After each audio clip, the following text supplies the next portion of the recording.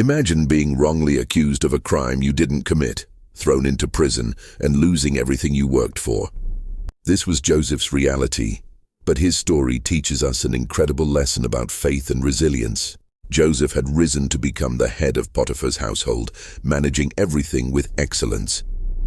But when Potiphar's wife falsely accused him of assault after he refused her advances, his world came crashing down. Potiphar, burning with anger, had Joseph thrown into the king's prison, the place where Pharaoh's prisoners were confined. Now most people would have been broken by this injustice. Everything Joseph had built, his reputation, his position, all stripped away in an instant. But here's where the story takes a remarkable turn. Even in the darkest pit of prison, something extraordinary happened. The scripture tells us that the Lord was with Joseph. Think about that for a moment. In what seemed like his lowest point, God hadn't abandoned him. Instead, God extended kindness to Joseph and gave him favor with the chief jailer. It's amazing how history seemed to repeat itself.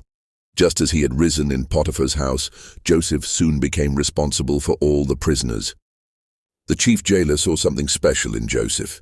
He didn't just trust him with small tasks.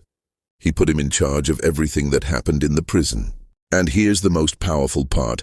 The chief jailer didn't even feel the need to supervise Joseph's work because the Lord was with him, making everything he did prosper. This part of Joseph's story reminds us that our circumstances do not define God's presence in our lives.